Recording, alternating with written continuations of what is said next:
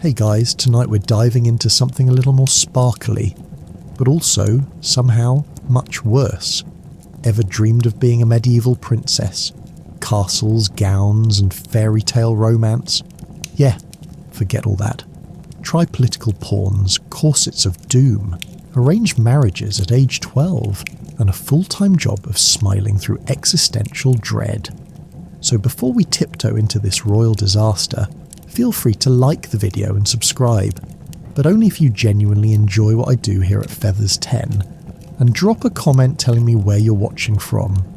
I like knowing which kingdoms my people are tuning in from. Alright. Dim the lights, maybe grab a snack that isn't bread from 1347, and let's begin tonight's tragic little fairy tale. We often think of medieval princesses in terms of fairy tales as beautiful young ladies waiting around in their tall pointy hats for some knight to come along and rescue them from a tower. But the reality was far less romantic. Let's travel back in time now to the Middle Ages and meet some of these noble ladies and take a little look at how they navigated such an overwhelmingly male world. The life of a princess was not nearly as glamorous as the Hollywood movies would have us believe. They were not even referred to as princesses until the early modern age. Before that, they were daughters of the king, or just plain old ladies. Yes, they would have lived a privileged life, wearing rich silks and velvets. They would have also eaten the best food and drank the most expensive wines, probably from silver plates and goblets. But sadly, they were often used as commodities by their fathers, a resource to be married off to whomever he chose and traded for political gain. But, as we shall see, some of these medieval princesses were women who could hold their own, and prove that they were not just pawns to be used by the men in their lives, the asset. Sometimes princesses had to marry older men, like Adela of Normandy. She was the youngest daughter of William the Conqueror, and although she would never inherit any titles from her father, her bloodline alone made her a valuable asset. The high-spirited and educated girl was married to Stephen II, Count of Blois, when she was just 15. Stephen was 35, but the marriage linked together two of the most powerful families in northern France. Adela and Stephen had between 6 and 8 children, and their marriage was said to be one of mutual respect rather than affection. Princess Joan, who was born in 1210, was the third child of King John of England and Isabella. She was passed about from pillar to post. First, she was wanted as a wife of Philip II of France for his son, but her father promised her to Hugh X of Lusignan as recompense because his father, Hugh IX, had been jilted by her mother Isabella, who married King John instead. Joan was gifted a county and the Isle of Olorn as a dowry, so she was sent to France to be brought up in court there until the wedding. But Hugh wanted the lands before the marriage, and when he didn't get his way, he wasn't quite as keen. When King John died in 1216, Joan's mother Isabella decided that she would marry Hugh herself, as it was agreed that Joan should marry Alexander II of Scotland instead. So Joan was sent home to be married at York Minster, making her Queen Consort of Scotland. Alexander was 23, Joan was 11. They didn't have any children, which was a problem, and Alexander probably wanted an annulment but was afraid of provoking a war with England. It's likely the couple became estranged. Joan decided to go on a pilgrimage to Canterbury with her sister-in-law, Queen Elena. Sadly, Joan died in the arms of her brother, King Henry III, at the age of just 27, the fighter. However, some princesses were much more than just finely dressed ornaments. King Edward I, known as Longshanks, married Eleanor of Castile in 1254 when they were both teenagers. Edward has been described as a great and terrible king, and as far as medieval kingship went, he was very successful, pious and military-minded. But he was also very brutal in his treatment of the Scots and the Jews. A great king, but not a very nice man. Nevertheless, he did have a close and tender relationship with his wife and daughters. Eleanor had about 16 pregnancies, although most of the children didn't reach adulthood. Only 6 of them survived at the age of 10, 5 girls and 1 son. The oldest surviving daughter was Eleonora, who was for a long time heir to the throne, as each of her brothers were born and then died in childhood. This meant that Eleonora was educated in statecraft as though she were a prince. For a long time, she was betrothed to King Alfonso III of Aragon, but Edward dragged his feet over the union despite repeated requests from Alfonso. In 1282, Edward insisted that his wife and mother were concerned that Eleonora, who was 13 at that time, was too young for marriage, and that the Aragonese ruler would have to wait another 2 years, despite the fact that Alfonso was only 4 years older than Eleonora. In the 14th century, a court writer noted that a princess needed to know how to use weapons, so that she may be ready to command her men if the need arises. And all of that training from her father paid off when Eleonora was married to Henry III of Bar, a count of northern France, in 1297. 4 years after their marriage, Henry was fighting near the town of Lille when he was taken to Paris as a prisoner. It was up to Eleonora to organise Henry's remaining army and defend the castle at Bar. She quickly wrote to her father, King Edward, for allies and money to pay Henry's ransom, safeguarding herself and her children. Some 30 years earlier, in 1265, another princess named Eleanor of England had successfully defended Dover Castle against her own brother, King Henry III. She was married to the ill-fated rebel baron Simon de Montfort. After her husband and eldest son were killed in battle, she fought to protect the castle by using its coastal position and bringing in a siege engine. She allowed her children to escape overseas with money for their care. The idealist. Like many medieval princesses, King Edward I's second daughter, Joan of Acre, was first married to a much older man. He was 46 and she was 18. When he died 4 years later in 1290, Joan could have been wed to any European ruler. Along with her princess status, as a mother of 4 she had proved that she was fertile, and now she solely owned some of the most valuable lands in England. But she fell in love with a young, handsome man of little standing named Ralph de Monthermer. Joan owed homage to her father because she held land given directly to her by him, so she needed permission to marry. Despite this, Joan and Ralph were wed in secret. King Edward, furious at first, soon forgave his determined daughter, and she got to keep her lands, her income, and her man. Princess Eleanor of England had also married for love in 1238 in a secret ceremony. But this time, it was her brother, King Henry III, who was livid and said he only allowed the marriage because Simon had seduced her. The couple were determined to stay together though.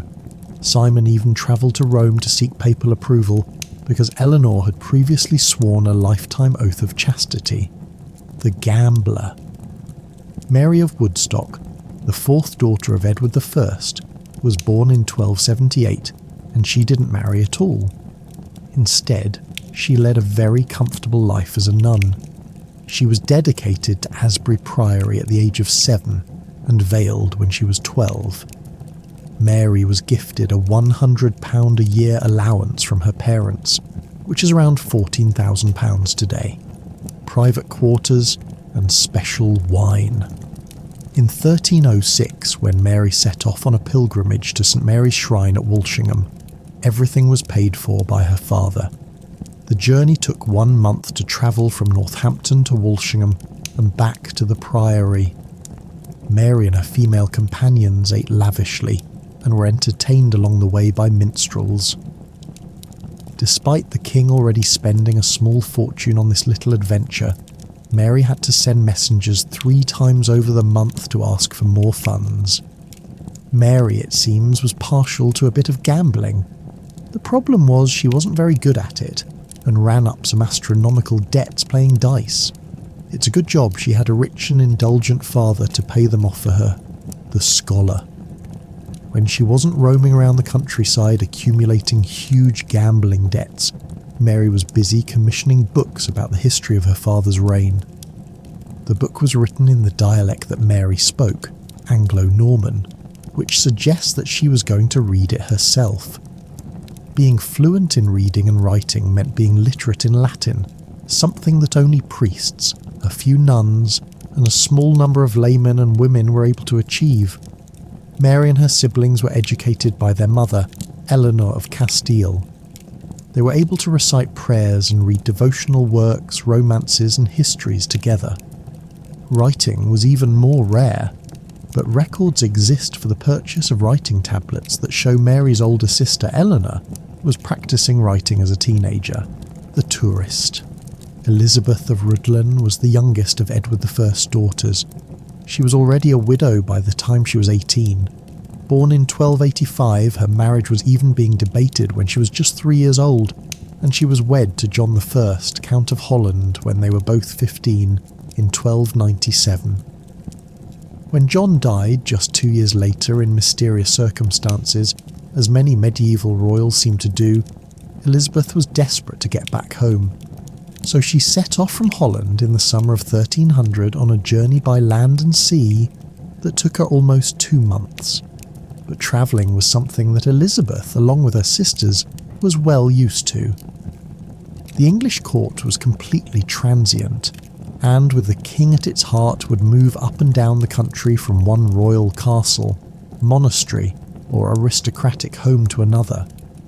Along with the monarch, his wife, and any child over the age of 8, there were servants, clerks, and knights, all in a convoy of horses, carriages, and carts. Once independent from their parents, the princesses would have toured with their own households, either perched prettily at top of a saddled palfrey, or in an uncomfortable springless coach, being bounced about on unmade roads. The Architect. In the late 1290s, Edward's third daughter, Margaret, found herself in an embarrassing situation. Her husband, the Duke of Brabant, was not being very discreet with his dames at court in Brussels. She needed a court of her own, somewhere away from her husband's mistresses, somewhere attractive enough that she could entice influential courtiers away. She found that none of the existing royal households were magnificent enough for her requirements, so she built her own at Tervuren in Belgium. Margaret had learned about the building of castles from the best. Her father had built a chain of 10 fortifications across Wales, known as the Ring of Iron Castles, after he had captured the Principality. But Edward's castles were much more than just imposing military constructions. They showcased decorative masonry and refined gardens. Margaret, who had visited these castles in her childhood, was able to draw on her father's legacy to create Tervuren, a modern royal residence that asserted Margaret's position as the Duchess of Brabant, the defiant one. Joan proved that she was not afraid of her father when she married for love, but she had always been defiant, even in her youth, shattering the myth of the compliant and beautiful princess. When she learned that her sisters had larger households, and consequently more paid servants, she argued with her father's clerks. She also deliberately missed the wedding of one of her sisters, just to prove that she could. Things came to a head in July 1305, when Joan's brother, the future Edward II, had some of his income and lands confiscated by his father. The king was not happy with the prince because of his favouritism of the courtier Piers Gaveston. Joan sent her own seal to her brother and told him he could use it to buy anything he liked, in a direct act of defiance against her father. The prince was told to return his sister's seal, but for Joan there were no consequences. During the Middle Ages, common people lived incredibly harsh and physically demanding lives. They were serfs, at the very bottom of the feudal system, and had to swear an oath on the Bible to serve and obey their local lord. Many peasants worked as farmers for the lords who owned the fields, and because of the nature of farming, certain tasks had to be done at very specific times of the year. Not only did they have to work their own small patches of land, but they were also obliged to work for free on church land. This was a huge inconvenience, time they could have spent providing food and money for their own families. The church held so much power that people were terrified of committing any sin that might offend God and cost them their place in heaven. On top of that, peasants had to pay a tithe, 1/10 of whatever they earned, to the church, either in money or goods. Since money was scarce, peasants usually paid in seeds, causing great hardship. They were left short of what they needed to sow the fields the following year. The church kept these tithes in massive barns. Sadly, much of the grain stored there would be ruined by rats, their urine, and their droppings. In 1395, the French historian and poet Jean Froissart described how much power the nobility had over the serfs. He wrote that serfs were bound by law to plough the fields of their masters, harvest the corn, gather it into barns and thrash the grain. They must mow and carry home the hay, cut and collect wood, and perform all manner of tasks of this kind. The forests were generally owned by nobles or even the king himself. Anyone caught poaching game faced severe punishment, while many peasants raised animals like chickens, sheep and cows to provide eggs, wool and dairy. The meat was a rare luxury. Eggs were so valuable that chickens were rarely killed for food. Animals like cattle and sheep couldn't survive through the winter without human help, so they would be slaughtered at the start of the cold season. Joints of meat were preserved by salting or smoking, hanging on hooks above the hearth to feed the family until spring. Peasants typically lived in wooden framed crook houses with barely any furniture. Straw lined the dirt floors. Cooking, sleeping and living all happened in a single room. At night, animals were brought inside to protect them from wild bears and wolves, still common in medieval England, and from thieves. Of course, bringing animals indoors made conditions even filthier. The livestock weren't house-trained and often carried fleas and mites. Beds were nothing more than straw-filled mattresses that attracted vermin. Peasants themselves were often infested with lice. There was no running water, no toilets. Human waste was collected in a bucket and either tossed into the street or dumped in nearby rivers or ponds, the same ones they used for washing and cooking. Lovely. The most commonly eaten meat among peasants was beef, ironically considered too vulgar for the nobility.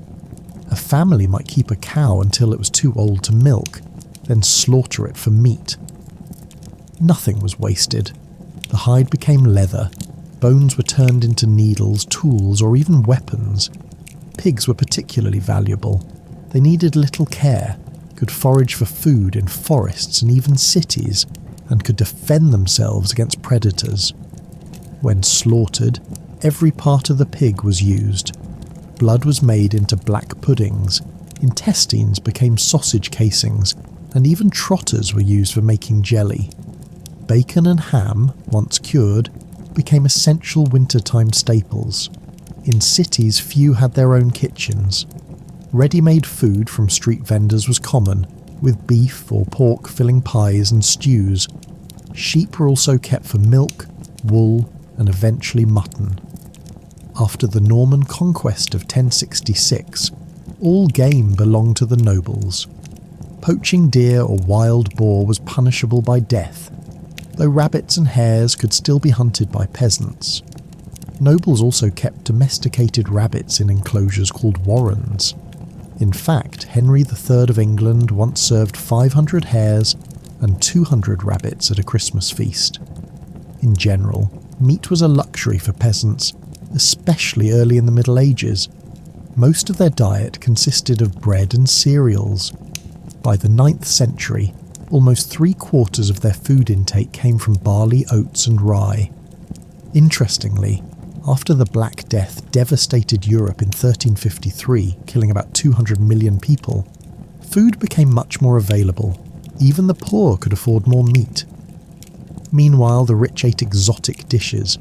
Recipes called for roasted cats, swans, peacocks, hedgehogs baked in pastry, and meats covered in sauces made of bread, wine and spices. One popular sauce, camelin, was sold ready-made in Paris during the 14th century. Swans were especially prized. often roasted then redressed in their own feathers for presentation. Fishing was another source of food if the Lord allowed it. Thankfully, nobles preferred meat, so river and stream fishing was often permitted. Peasants living by the sea could fish freely. Salted and pickled fish like herring, mackerel and eel were common. Lampreys, hideous parasitic fish, were a delicacy. Henry I of England supposedly died from overeating them. Christianity heavily influenced eating habits. By the 10th century, fasting was required on Wednesdays, Fridays and Saturdays. No food could be eaten before 3 p.m, later moved to after evening prayers. During Lent, which lasted 40 to 46 days, meat, dairy and eggs were banned, making it a brutal time for hard-working peasants. On Ash Wednesday and Good Friday, no food was allowed at all. Regardless of wealth, bread was the foundation of every diet. Brown bread indicated poverty, since it was cheaper to produce than white bread. Wheat was for the finest loaves. Rye and barley were used for coarser breads. If crops failed, peasants supplemented with peas, beans, even acorns to make horse bread, edible, but barely. In larger towns there were more options, including white bread and fine flour rolls. Unleavened bread was used as plates, called trenchers, during feasts. Once soaked with gravy, trenchers were sometimes eaten or given to the poor.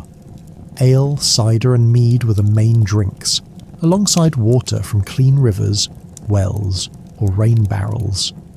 In towns where clean water was rare, small ale, low-alcohol beer, was drunk even by children. Ale was cheap, calorie-rich, and boosted morale in hard times. By the 13th century, adults drank about 1 gallon of ale a day. Vegetables, referred to generally as herbs, were a vital part of the diet. Common vegetables included carrots, parsnips, cabbages, and beans. Onions, leeks, and garlic were eaten by all classes, but nobles sneered at most other vegetables. Fresh vegetables and fruit were thought to cause disease if eaten raw. Cookbooks warned against salads and uncooked fruit. Thus, vegetables were stewed into soups, and fruits were baked into pies or preserved in honey. Apples, pears, quinces, cherries, strawberries, raspberries, and currants grew wild. Foraging was crucial. Peasants gathered berries, nuts, mushrooms, and wild honey. In mountain regions, chestnuts became dietary staples. Both rich and poor ate pottage, a simple stew made by simmering vegetables and herbs in water or ale. Meat could be added when available. The nobility enjoyed thicker, richer versions of pottage with expensive spices and ingredients known as a mortrue. This dish was thicker, richer, and often included expensive ingredients like saffron, almond milk, and a greater variety of meats. Pottage was a flexible dish. It could be kept simmering for days, with new ingredients added as they became available. For peasants, this meant a near constant bubbling cauldron of stew, where yesterday's leftovers blended with today's handful of vegetables, or the occasional lucky addition of meat. For those who could afford it, spices like pepper, cinnamon and cloves were highly sought after, and prized additions to food, imported from far-off lands like India and the Middle East. For the average peasant, however, flavouring food meant relying on garden herbs or salt, if they could even get their hands on enough of it.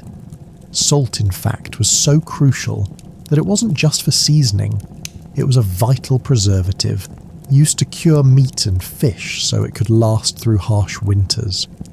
Salt production was heavily controlled and taxed, meaning it was expensive and sometimes a luxury in itself for poorer families. In terms of sweets, sugar was virtually unknown to most peasants during the early medieval period. Honey was the primary sweetener, and it was highly valued not just for flavouring foods, but also for preserving fruits and even making mead. Beekeeping was a valuable skill, and honeycomb could often be traded for other goods or small luxuries.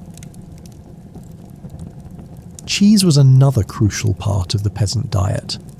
Milk from cows, goats or sheep was often turned into cheese because fresh milk spoiled quickly without refrigeration. Cheese could be stored longer and provided much-needed protein and fats, especially during periods of fasting when meat was not allowed. Daily meals were basic and practical. A medieval peasant's day might start with a breakfast of rough bread and ale, followed by a midday meal of pottage and then a light supper. Again probably bread, perhaps some cheese, or cold leftovers from the midday meal. Variety was rare, and meal times were dictated by daylight hours and working schedules rather than by leisure or appetite. Life for the medieval peasant was not only hard but precarious. A poor harvest, a harsh winter, or an outbreak of disease could easily push an already struggling family into starvation. Famines were not uncommon, and malnutrition left people vulnerable to illnesses that today would be easily curable but were often fatal back then. Despite these hardships, the medieval peasant showed remarkable resilience and ingenuity. And here's something else that made medieval peasant life a little more unpredictable: foraging. When the garden or fields weren't enough, people went scavenging through the woods, hedges and meadows, picking whatever nature tossed their way. Berries, nuts, wild greens like nettles, even mushrooms if they were feeling lucky. Basically, if it didn't immediately kill you, it was dinner. Fish also played a surprisingly big role, not because peasants had fancy lakeside estates, but because the church was extremely fond of banning meat on dozens of fast days every year. When it wasn't allowed to chew on a nice hunk of salted pork, dried fish or freshwater eels were the next best thing. And yes, salted herring was considered a treat. Standards were different back then. Oh, and you might be wondering, why all the ale? It wasn't just because medieval people loved a buzz. It was because their water was often sketchy at best. Brewing ale, even the weak kind peasants drank, killed off most of the nasty stuff, so even toddlers were guzzling down low-alcohol beer with breakfast. Hydration, but make it medieval. Finally, medieval diets changed with the seasons. Summer meant fresh veggies and occasional fruit if you were lucky, while winter meals were a grim festival of dried beans, hard cheese, salted meat, and pottage that had seen better days. They weren't eating the same thing all year round. They were eating whatever hadn't rotted yet.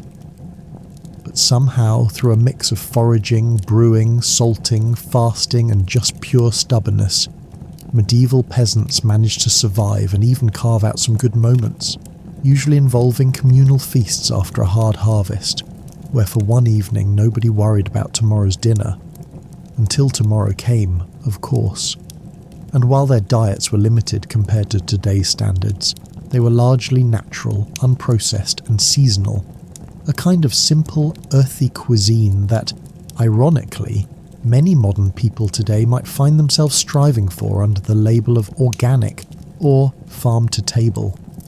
Clowns, buffoons, fools, jesters, jokers, of one kind or another, have been part of the history of almost every culture in civilization. The comic actors of the Roman Empire are probably the direct predecessors of the jesters of the Middle Ages. Although there were no professional jokers at that time, comic actors are likely to have been the forerunners in both their style of comedy and attire. Many Roman emperors decided to rid their empire of actors, claiming them to be damaging to society. Whilst fleeing persecution, those performers spread their trade all over Europe, possibly leading to the development of the jester in later years. Although it should be noted that jesters were prevalent in other countries such as China and India, the wish to be entertained and the need to laugh was, and still is, universal. During the medieval period, lucky jesters were the ones who were employed by nobles or royalty to perform at court. But he or she wasn't just an entertainer. They were part of the social fabric of a region. Court jesters were valued with great privileges. Let's travel back in time and take a look at the life of a medieval jester. Welcome to medieval madness. Between the 12th and 17th centuries, the term minstrel, meaning little servant or gleeman, described any person who was a professional entertainer of any sort. This included acrobats, jugglers, and even storytellers, but more specifically, musicians. During the Middle Ages, many of these minstrels toured from place to place, staying for a short time in a town or village whilst business was good. Although some of the most talented and well-respected were permanently employed at the royal court or by other rich households, whilst they were able to command a high salary, these minstrels could be found across the whole of Europe. In France, they were known as jongleurs or troubadours. In Germany, minnesingers. They were called skops in England, skalds in Scandinavia, and bards in Ireland. Travelling from place to place, they not only provided a source of entertainment with their ballads and stories, but also served as a way of delivering the news. Information from the villagers would be shared with the minstrel, who would impart this news to the townsfolk in the next village they performed at. During the period of the Middle Ages, a person's station in life was governed by the family that they were born into. A blacksmith would teach his sons how to be blacksmiths, as with a stonemason. A peasant would remain in the lowest social rank. But the European jester could come from any background. There might be a clerk whose fooling around had amused a noble, a cottager who was known for their wit and joke-telling, or even an ex-monk who had been expelled from the abbey for their antics. It wasn't easy being a jester. It was a job that required intelligence and quick-wittedness. A fantastic memory was essential for memorising epic poetry, heroic stories, or even just the news that you spread between villages. There was also a need to be able to improvise and adapt depending on the audience. Children would want to hear pretty lullabies, whilst older people would prefer a retelling of some bloody war story or another. Tact was also a requirement. A jester needed to appear whenever needed but fade into the background when required, a skill in itself. Jesters were given free rein to say whatever they liked, but they had to be careful not to upset too many people or go too far. There were two sorts of fools, natural and artificial or licensed. Either way, those that had physical deformities, such as misshapen limbs, hunched backs, or exceptionally ugly faces, were particularly valued, as were dwarfs. They used their physical appearance to their advantage to gain extra laughs. There are stories of natural fools being recruited from poor families as they were thought to have been touched by God. A disabled child or adult would be a huge financial burden to a peasant family, and it would have been a great help to have them taken on and cared for by a wealthy one. The fool would be unpaid but provided with clothes, bed and board. Once these poor souls were no longer amusing to the household, they were cast out. Although some were given alms regularly, most sadly ended their days as beggars. The tradition of having a fool at court dates back much further than the Middle Ages. They were employed not just for entertainment, but also to ease the mental pressures for both the monarch and his nobles. In this way, the jester would help their employer to focus better on their duties and political affairs. By the end of the 12th century, the name fool began to be used when describing a jester who had earned payment in the manner of land, as well as the freedom to leave court, although they did have to agree to return as and when required. During the medieval period, court jesters were held in great esteem, especially in the royal household. This prized position meant that they could tease their patron without causing too much offence, often speaking the harsh truth to their superiors disguised as humour. This ability was known as the jester's privilege, and although people laughed at their silly stories, they also listened to the truths hidden within. Underneath the folly was usually a lot of common sense and cleverness. It was a complex job that required much thoughtfulness, insight and discretion, as the jester of Philip VI of France found out in 1340. Edward III of England defeated the fleet of the French king Philip VI at Sluy. Of course, no one wanted to give Philip the bad news. It was left up to his fool, who, once in the king's presence, was heard to mumble, "Those cowardly Englishmen, those chicken-hearted cowards." How so?" asked the king. "Why? Because they had not courage enough to jump into the sea like your own sailors, who went headlong from your ships, leaving them to the enemy who did not dare to follow them.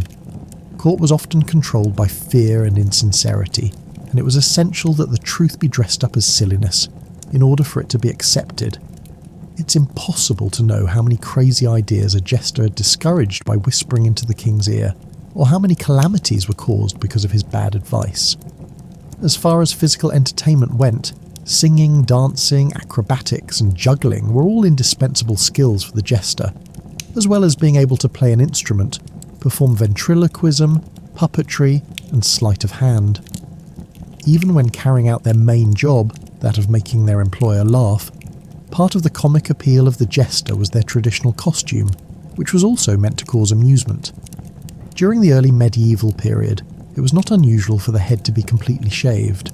Then they would wear a hat with the ears of a donkey on top of their head. Some would also wear a donkey's tail as well. Later, a cowl was worn, similar to that of a monk, which would fall off onto the shoulders to give them a comical look. This hood was usually topped off with a coxcomb, the comb of a rooster, which was traditionally used to adorn a fool's headpiece. By the late medieval age, the hat had evolved.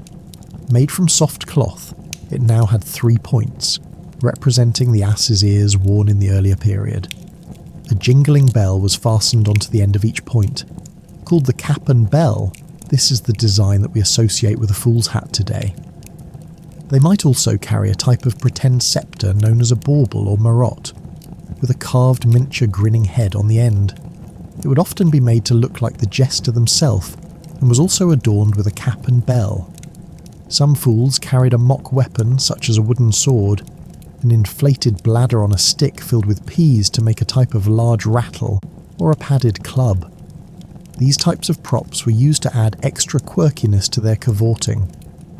A motley coat or tunic was worn, made from bright mismatched colours such as red and green or yellow and blue. This was meant to highlight a lack of symmetry and give emphasis to the mayhem and unpredictability of the fool. Many also had bells around the skirt or at the elbow so that the jester could be heard tinkling wherever they went. Bi-coloured, tightly fitting breeches and stockings were worn on the legs. The whole outfit was usually designed by the fool themselves and had to be maintained regularly. In contrast, the natural fool would usually be dressed in a long gown. The role of messenger was also part of the job description for a personal jester to a king or nobleman. They would go into battle with their master and the rest of the troops and deliver messages to the opposing side, such as terms of surrender or conditions for the liberation of hostages. Jesters were traditionally thought to be sacred, and it was customary for them not to be harmed in any way. But that was not always the case. If the message happened to be something that the opposing army did not want to hear, it would be the fool that suffered the consequences.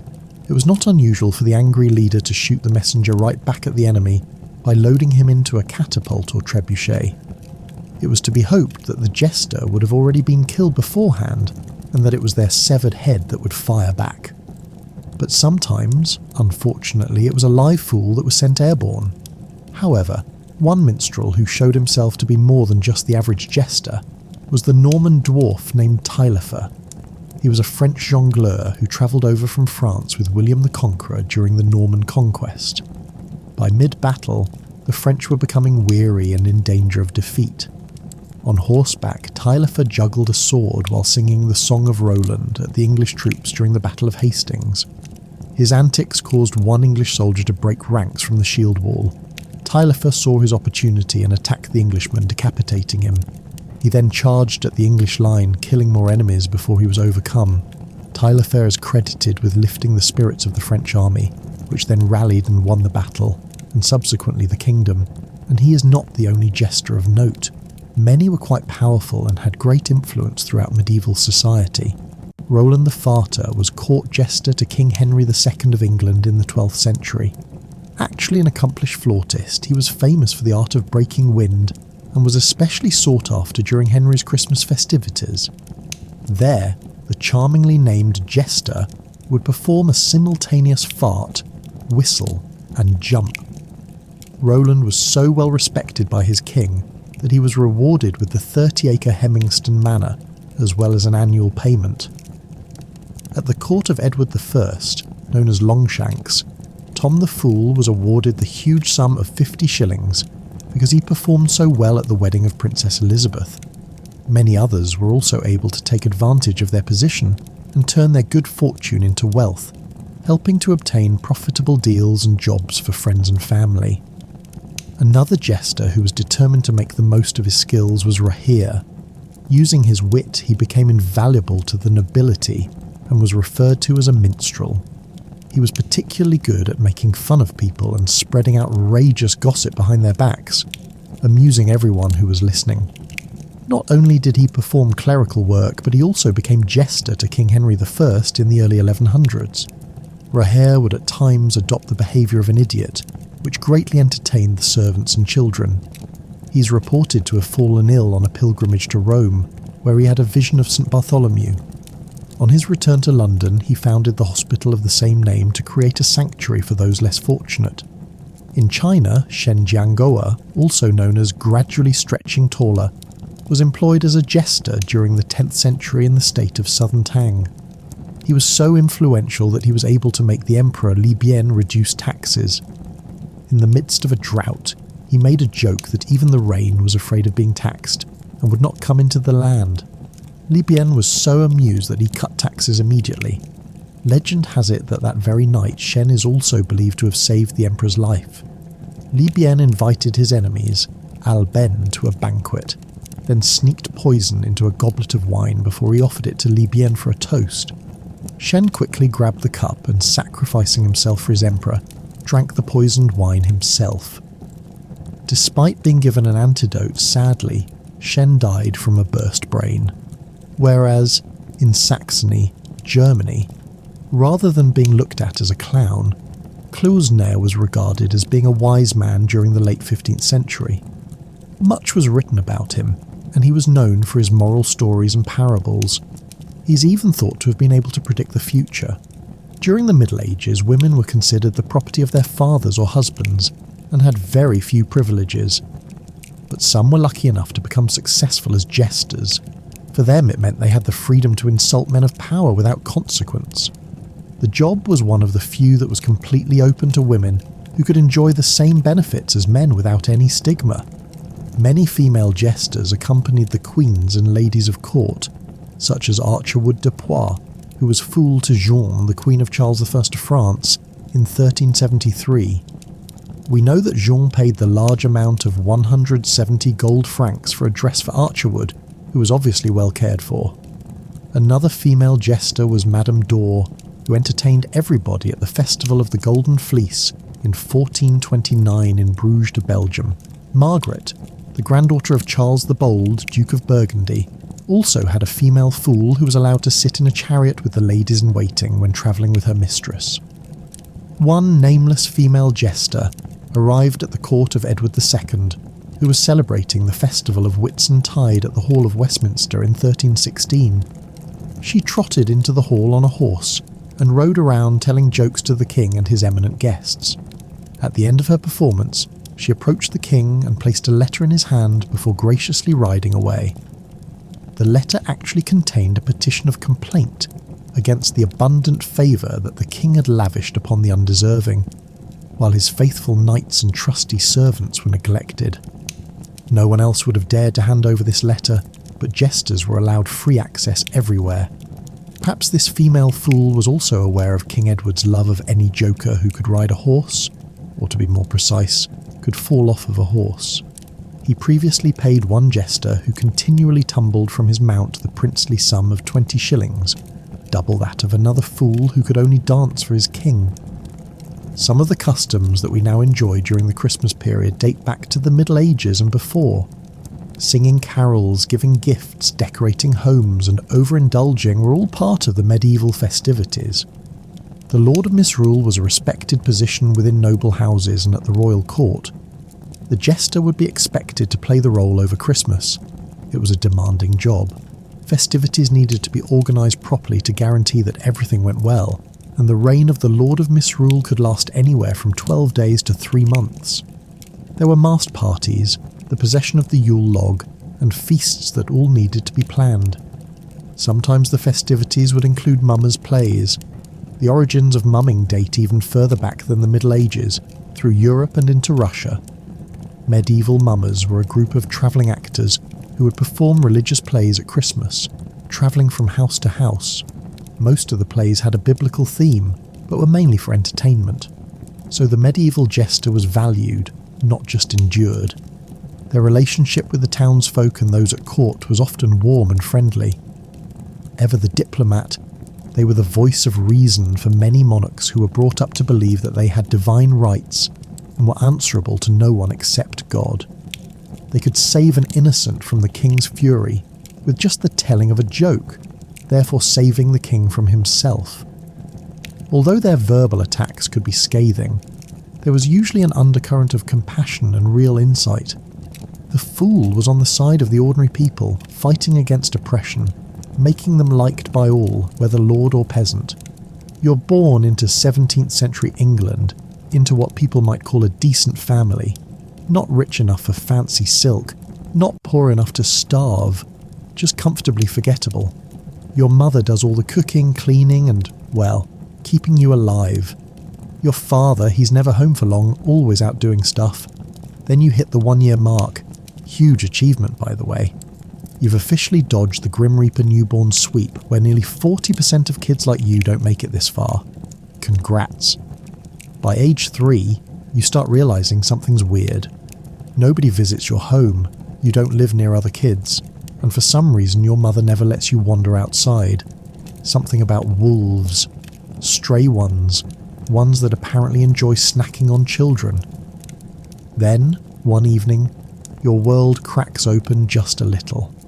Mum takes you to the market for vegetables, and instead of the grand adventure you imagined, you get stared at. Hard. People whisper, some glare, a few even curse at you and your mother. You're 3 years old, so obviously you have no idea what's happening. Maybe you dropped food on your shirt, maybe they just hate toddlers. Then you hear it. Executioner's brat. Your mother doesn't wait for more. She grabs you and hauls you home, moving faster than you've ever seen her. But it's too late. The word is out, and now so is your curiosity. That night, you wait. You sit, fidgeting, until Papa finally walks through the door, flamboyant coat looking like he just stepped off a stage. You don't even let him sit down. You need answers. And so, with a sigh, your father leans in and tells you why you live in the shadows, why people spit when they see your family. Your father is an executioner. And suddenly, the wolves don't seem so scary anymore. Your father is the man they call when they want someone dead, the walking embodiment of justice, or at least that's what the city tells itself.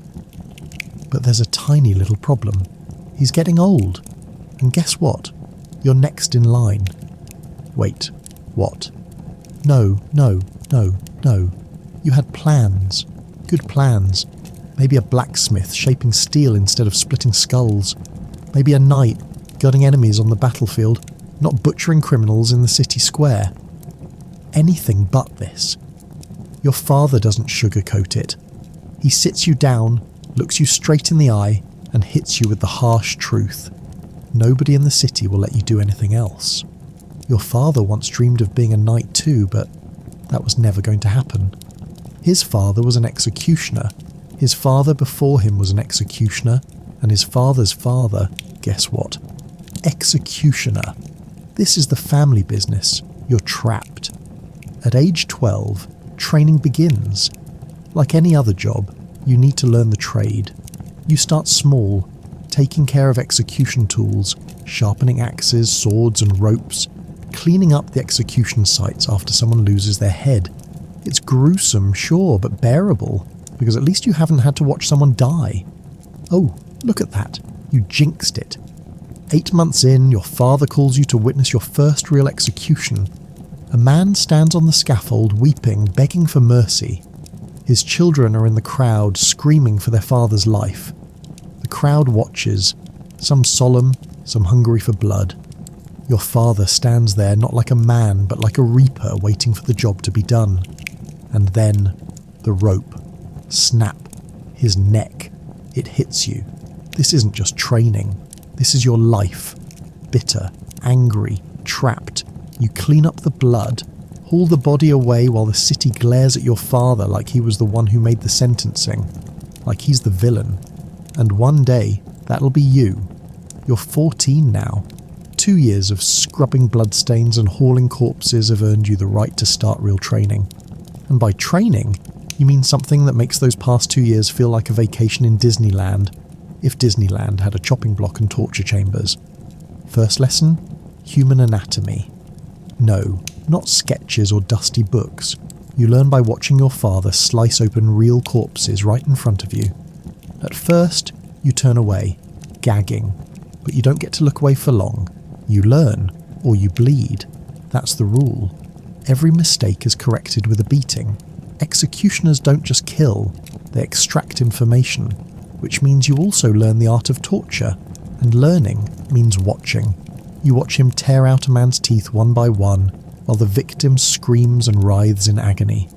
You don't like it, but over time you learn something useful. Pulling out teeth with your bare hands, sloppy. A pair of pliers, much cleaner. A year passes. You master how to keep a man alive just long enough to make him confess. How the body works, where to cut deep, where to cut slow. You're almost ready to start killing. Except no. This job isn't just swinging a sword for money. There are rules. 2 more years. 2 years of memorizing laws, city regulations, execution protocols. Just you and your father, in a profession so cursed that nobody ever applies for the job. You don't have to compete.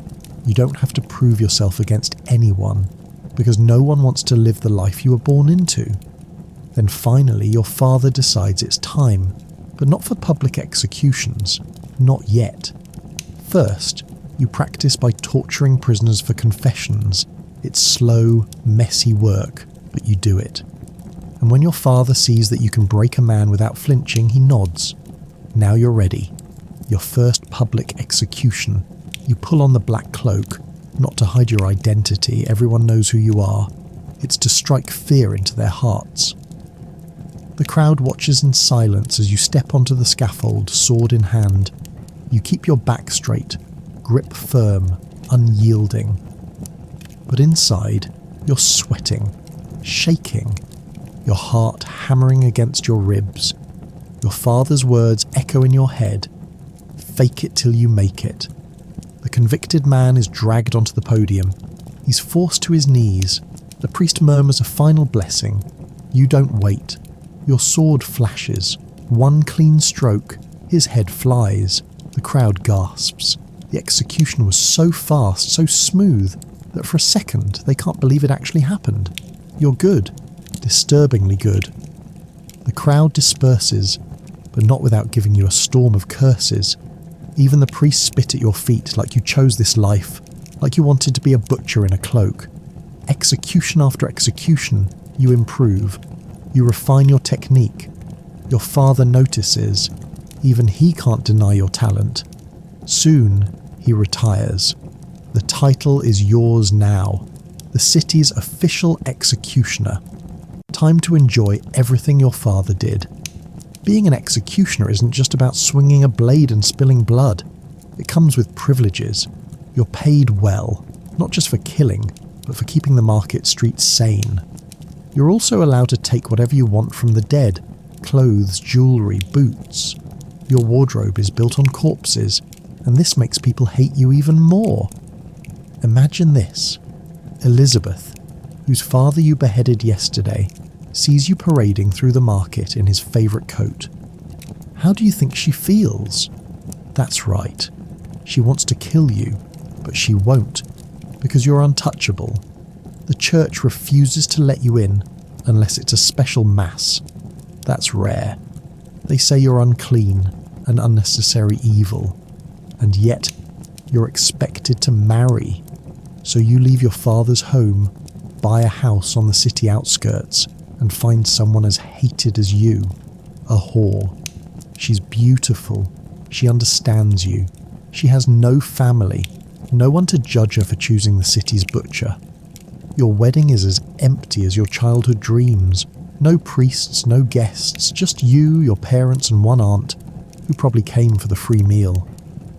But at least you're happy. and for an executioner, happiness is a rarity. 1,000 deaths later, the years roll by. You become famous.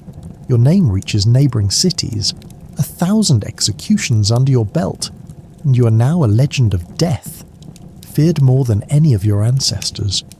But this isn't a statistic you take pride in.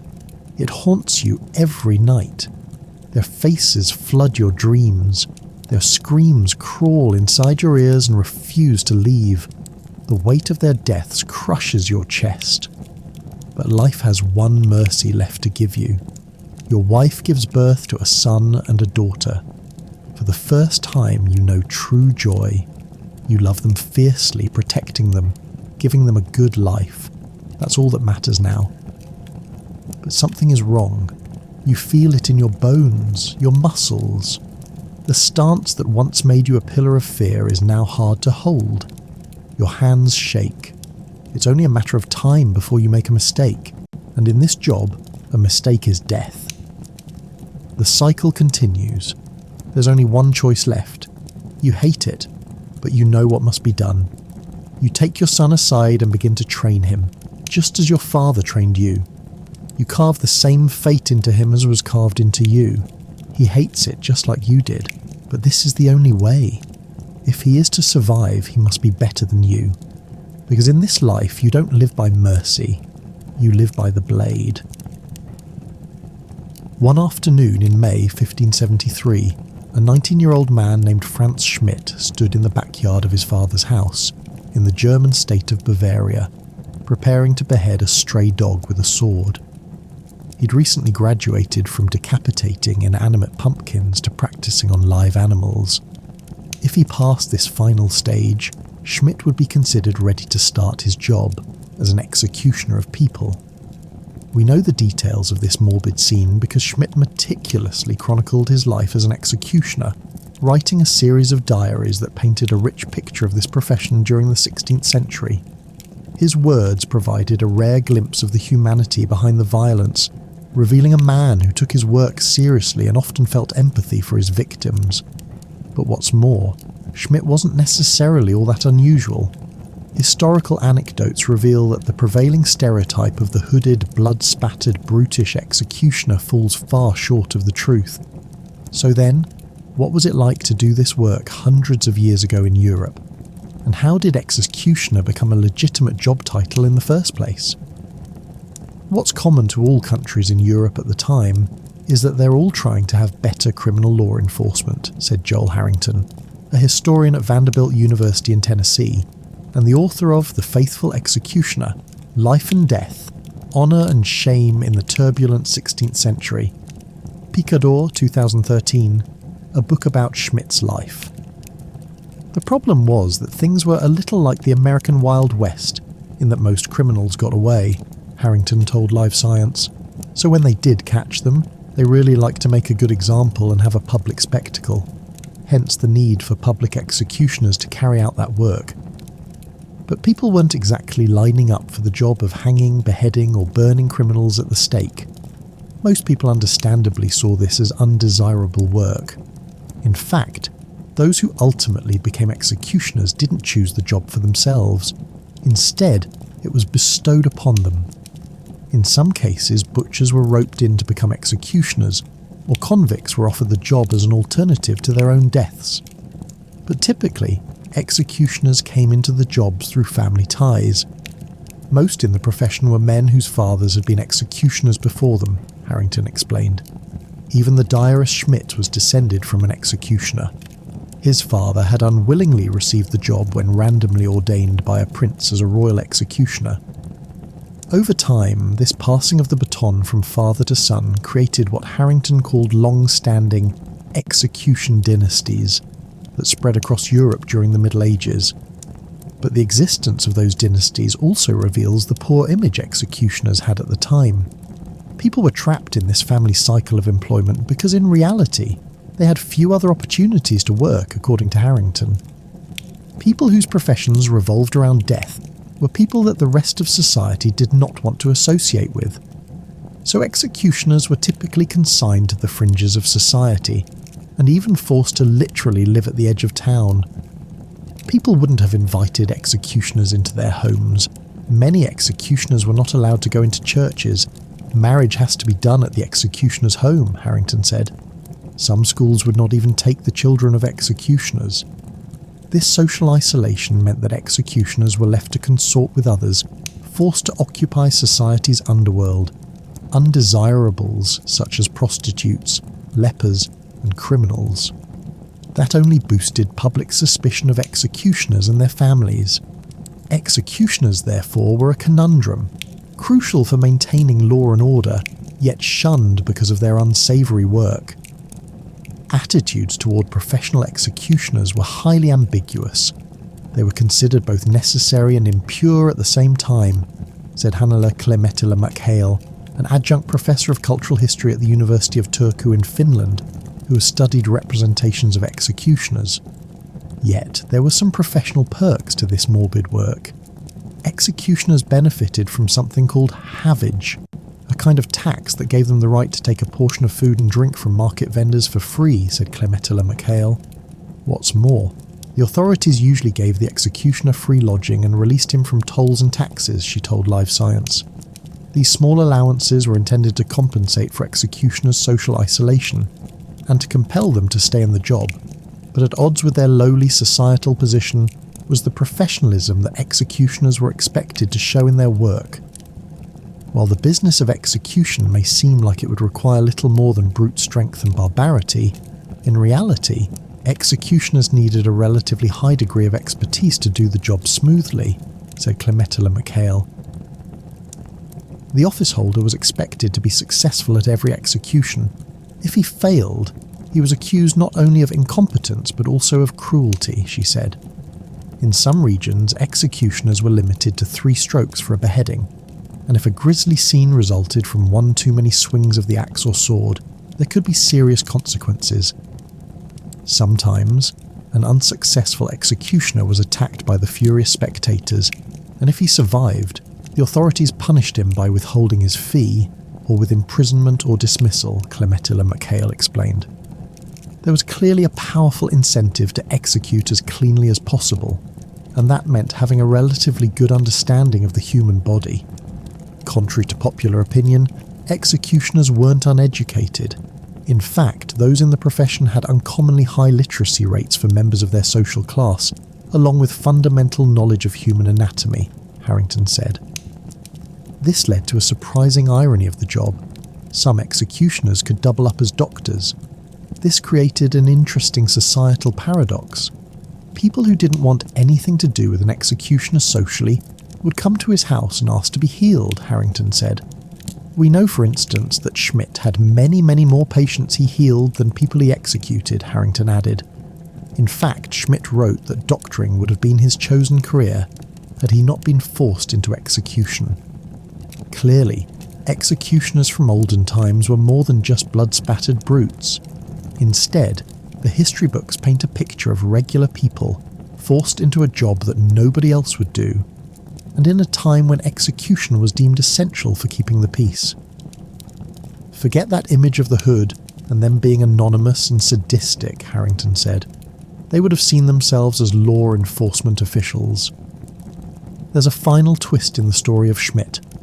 Over the course of his career, he had gained an unusual degree of respect due to his notable professionalism, which led to his appointment as the official executioner of the town of Bamberg, Bavaria.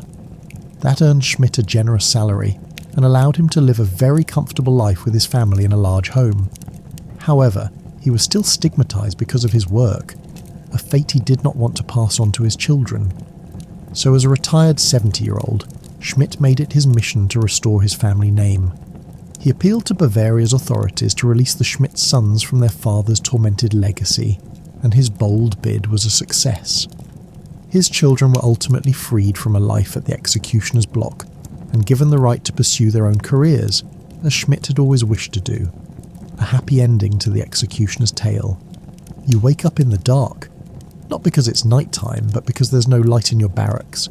Just the sound of coughing, lots of it. Someone's hacking up something that might have once been a lung. It's minus 30 degrees Celsius outside, and not much warmer inside. Your blanket is thinner than a Soviet excuse for why you're here. A guard kicks the door open and yells something that basically translates to get up or get hit. So you get up. Your clothes, not yours. Just some itchy, lice-ridden uniform 3 other guys probably died in. No socks. Your boots don't match. One leaks. Both are frozen. Your breakfast is a ladle of something grey. It might be food, or it might be punishment. No one's really sure anymore. You're marched outside into the snow with your work group. You're assigned to logging today, which sounds peaceful, until you realise you're doing it with a blunt axe and no gloves. Your fingers stop working after 10 minutes. You stop complaining after 15, because someone did, and now they're not here anymore. Around hour 4, someone collapses. The guards drag him away. No one asks where. Everyone already knows. You try to keep pace. Because if you're too slow, you get less food tomorrow. And if you get less food, you work slower. Then you get less food again. It's a fun little loop called starvation. Very popular in the gulags. You make it to lunch. It's soup again. Hot, technically. Tastes like regret and cabbage. You think about asking for more, then remember last week when someone did that. You haven't seen him since. You assume he's now part of the soup. The afternoon is more logging. Your hands are bleeding now, but that's good. Bleeding means they're still attached. The guy next to you lost 2 fingers last month. He wrapped them in rags and just kept going. He's kind of your hero now. At sunset, you'll march back. You pass a group digging a trench. You don't ask what for. It's always safer not to know. Dinner is the same as breakfast. So's the coughing. So's the cold. Lights out. Not that you had lights. You lie in the dark, covered in lice and frostbite, and listen to someone weep quietly in the bunk below. It's his birthday. He just turned 22. He looks 50. So? You're sitting on a wooden bench that somehow feels colder than the snow outside. Your hands are shaking, your fingers are stiff, and your stomach feels like it's trying to digest itself. Congratulations. It's mealtime. Kind of. The gulag doesn't do menus. You don't pick your meal. You just hope it doesn't wriggle. Breakfast is a ladle of kasha, which is like porridge. But if porridge gave up on life and decided to become glue, it's usually made from barley or millet, but don't get excited. The grains are undercooked, the water's dirty, and if there's a lump of fat in it, that's basically Christmas. There's no sugar, no milk, and the closest thing to flavour is the wooden spoon you use to eat it. Sometimes you get a chunk of bread. It's dark, dense, and about as nutritious as a brick. You don't chew it so much as gnaw on it and pray your teeth hold out. If you're lucky, there's a pinch of salt in the entire loaf. If you're really lucky, there's no mould. But let's be honest, you eat the mould anyway. It's the only colour in your diet. Lunch is soup, always soup. It's hot. Not warm, not tasty, just hot enough to remind you you're still alive. The base is water. The flavour? Uncertainty. It might have a shred of cabbage in it, or a single bean, or on rare holidays an actual piece of meat, so small you mistake it for a dirty fingernail. The other prisoners call it soldier soup, because you could march all day and still starve to death. If you worked really hard in the morning, and by really hard I mean until your fingernails split and your joints lock up, you might get an extra half ladle. Maybe. Or the guard might eat it in front of you. That's also part of the fun. There's a slice of bread again. Same one as this morning. Still brick. Still delicious. Still your best friend. Dinner is, well, it's breakfast. And lunch had a very bitter, very watery child. It's grey. It's vague. It's something that makes you nostalgic for your worst meal back home. Remember that gas station sandwich you once ate at 3 a.m. and regretted for a week? Yeah, that was Michelin star cuisine compared to this. There's sometimes a piece of fish. Technically, it's been salted so hard it could be used as a weapon. No one's quite sure what kind of fish it is, and no one asks. You just eat it before it eats through your metal bowl. Oh right, bowls. You get one. You guard it with your life. If someone steals it, you're done. If it breaks, you're done. No bowl means no food, and no food means, you guessed it, done. You'd think people might steal each other's meals. They don't. Not because they're kind, but because the guards would beat you senseless for upsetting the food line. steal food, and you're either dead or transferred to punishment rations, which is just a fancy way of saying, we're not feeding you anymore, but we'll still work you to death. Now, vitamins. You don't get them. Everyone has scurvy. Everyone's gums bleed. Teeth fall out like autumn leaves. You learn to chew on birch bark or pebbles just to feel something in your mouth. By week 2, your hunger becomes a background noise. By week 3, you start hallucinating roast chickens. By week 4, the hallucinations stop, because your body's now using the last of its muscle tissue just to keep your heart going. Could you survive on Gulag rations? Technically yes, for a while. But you'll be skinnier than a Soviet excuse for invading Finland, and you'll be dreaming of food so obsessively that even rat meat will start to look gourmet. Bon appétit. So, you've been starving for weeks, sleeping on frozen planks, breaking rocks with a pickaxe that should have been retired in 1902, and your body's so broken you can't tell if your foot hurts or if it's just gone. But then, oops, you messed up. Maybe you spoke too loud. Maybe you sat down for 5 seconds too long. Maybe the guard was just bored. Doesn't matter. In the Gulag, suffering isn't a side effect, it's the point.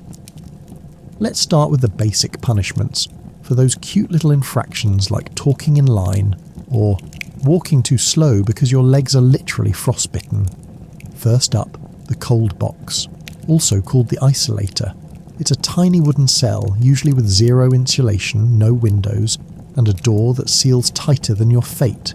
You're tossed inside with nothing, no coat, no blanket, no food, and left there for a day, or 2, or a week, in winter, Siberian winter, the kind of cold that makes metal snap and blood crystallize. Some prisoners wished they'd freeze to death in there. Most didn't. Most just came out with damaged lungs, blackened fingers, and a smile that said, "I've seen the void, and it was colder than this soup." Didn't learn your lesson? Great. Here comes the pit. It's exactly what it sounds like. A hole in the ground, covered with planks. You're shoved in there like an inconvenient secret and left alone, in the dark, with the rats and your thoughts. There's no standing up. There's no lying down. You sit and freeze and sit and regret ever being born. Still not enough? Let's talk beatings. No trial, no explanation. Just a sudden crack to the skull with a rifle butt or a wooden baton. Some guards get creative. They beat you with sticks, with frozen ropes, with whatever's handy. One guy got whipped with telephone wire. Why? Because he asked for toilet paper. A real crime against the Soviet Union. And here's the fun part. They don't beat you to kill you. That would be merciful. They beat you to hurt, but not end. The idea is to make an example, to show everyone else what happens when you forget your place in this icy hellhole. Now, if you really screw up, like escape attempts, sabotage, or God forbid sarcasm, then you graduate to punishment brigades. Imagine the hardest labour in the camp. Now double it. You're sent to chop timber in the taiga, waist deep in snow, with no gloves. Or you're made to carry massive logs uphill while wearing torn boots. No breaks, no water, no food except half a frozen potato if you're still breathing by nightfall. Most didn't make it a week. Some didn't make it to lunch. And if you're caught trying to escape, you don't get beaten, you don't get put in the box, you just disappear. Shot in the woods, buried in a shallow grave. No one asks questions. No one ever even says your name again. Because here's the brutal truth. In the Gulag, you're not a person. You're a number, a statistic, a pair of lungs wasting Soviet air, and if you can't pull your weight, or if you so much as breathe wrong, they will replace you. The only thing cheaper than food here is you. Let's say you've made it this far. Your fingers are frostbitten, your ribs are poking through your skin like they're trying to escape, your cough sounds like a dying accordion, and your leg's been broken since Tuesday. But you're still breathing, technically, so you figure, hey, maybe it's time to see a doctor. Oh, sweet child, that's adorable. Welcome to Soviet Gulag healthcare, proudly sponsored by Band-Aids, Hope and Communism. Let's start with the basics. There were no real doctors. Sometimes, if you were lucky, there was a prisoner who used to be a doctor 10 years ago, before his anti-Soviet biology lectures got him locked up. But by the time he's working in the camp hospital, he's blind in one eye and hasn't touched clean tools since Stalin had a moustache worth trusting. Medical supplies? Ha! You'll get a dirty rag, a splintery wooden stretcher, and maybe, a half-used syringe they also used to drain pus from the guy with typhus. And forget antibiotics. If you get an infection, you just ride it out. Like a feverish cowboy, only the horse is dysentery and it's dragging you through 6 feet of snow.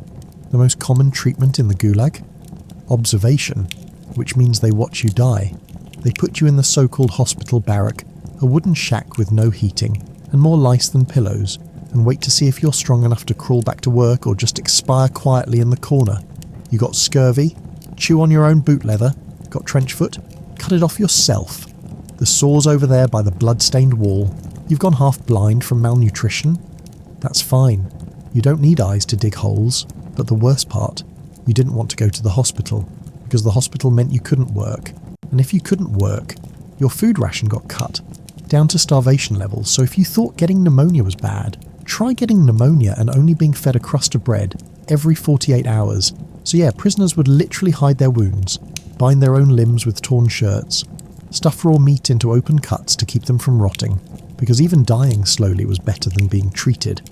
And when people died in the hospital, their bodies were stripped, dumped, and replaced before the mattress even cooled. Sometimes your only chance at rest was in a bed someone else just died in. Some prisoners pretended to be sick to escape work. Those guys, if caught, they were punished twice. First, for being lazy. Second, for wasting the state's valuable imaginary medicine. Bottom line, if you get sick in a gulag, there is no medicine. There is no healing. There is only pain. And the hope that you die fast, or that someone sicker than you crawls in and takes your place on the floor. Because in the Soviet gulag, healthcare wasn't about saving lives. It was about sorting out the weak and clearing space for the next broken body in line. Gus, you've made it through another soul-crushing 14-hour shift digging frozen dirt. Your fingers are black with frostbite, your stomach's growling like a bear in mating season, and your lungs are coughing up particles of despair. But hey, it's evening now. Surely it's time for some well-earned leisure. Welcome to Gulag Entertainment, where the only thing more dead than your sense of hope is the guy who tried to tell jokes last week. Let's break down your options. Option 1. Collapse. The number one most popular evening activity was simply passing out on a lice-infested wooden bunk while still half-dressed. This required no equipment, no talent, and no will to live, which made it ideal for 100% of prisoners. Option 2. Listening to someone weep quietly into their soup. Nothing builds camaraderie like mutual despair. Someone sobbing into their cabbage water about the family they'll never see again. That's your nightly podcast. Option 3. Cultural enrichment. Once in a blue moon, usually when a high-ranking officer needed to show off, the camp would host a performance. This meant dragging out a prisoner who used to play violin, or read poetry, or had a decent baritone before his teeth fell out. They'd recite Pushkin or sing a Soviet anthem, while the guards glared with rifles and the prisoners sat too tired to clap. It was less a concert and more a reminder of what actual life used to feel like before the cold ate your soul. Option 4. Story time. This was the Gulag's version of Netflix. Old prisoners would whisper stories about their lives before the camps. Some were lies, most were sad. All were told in hushed tones while trying not to get caught conspiring, because even talking too much could be considered suspicious behaviour. Option 5. Rat chasing. Yes, seriously. If you had a spare burst of energy, or needed protein that didn't come from your imagination, you could go after rats with a stick. Catch one, you're tonight's chef. Miss? Congrats, now you've got fleas. Option 6. Gambling. No chips, no cards, no house rules. Just desperate men betting chunks of their food rations on literally anything. Arm wrestling, cockroach races, how long it would take the new guy to cry. Spoiler, not long. Option 7. Dreaming about escape. This wasn't entertainment in the fun sense, more like a nightly ritual of mentally replaying your arrest, trial, sentencing, and the absurd idea that maybe, just maybe, someone on the outside would remember you exist. Of course, you couldn't talk about escape. That would land you in solitary, or worse. But in your head, Every bunk became a portal to some fantasy where you were warm, free, and not eating bread made of sawdust. And finally, option 8, watching people go mad. Some prisoners would start laughing uncontrollably, others would talk to invisible people, dig imaginary tunnels, or scream in their sleep every night until their voice gave out. At some point, the mind breaks, and when it does, everyone just scoots over a bit and lets it happen. Because in the Gulag, entertainment wasn't about joy, it was about distraction. Just something, anything, to make you forget you're living in one of the cruelest systems ever designed by man, where survival itself was a twisted form of resistance, and the only comedy was how long you could keep going. So, would you survive a day in a Soviet Gulag? Sure. If you're immune to cold, starvation, forced labour, disease, psychological torture, beatings, isolation, betrayal, and existential dread, then yeah, you'd be just fine. But for the other 99.9999% of us, you wouldn't last. Not because you're weak, but because the Gulag was designed to break people. It didn't matter if you were innocent, strong, smart, loyal, or lucky. Everyone went in thinking they could survive. Most came out as ghosts, if they came out at all. And what's worse, it wasn't just about punishment, it was about control, about fear, about making sure no one ever asked questions again. So next time you're upset because your phone died or Starbucks ran out of oat milk, just remember, at least you're not getting 10 years of hard labour for telling a joke about Stalin's moustache. Sleep tight. Don't dream of barbed wire. A rare survivor of the harshest Stalin-era labour camps has died aged 89 in Russia's Far East. Vasily Kovalyov had survived icy punishment cells and beatings in the USSR's notorious Gulag prison system. During an escape attempt in 1954, he spent 5 months hiding in a freezing mine with 2 other prisoners. Kovalyov's story was featured in Vesma, a news site based in Magadan. The communist regime shipped thousands of enemies to prison camps via Magadan.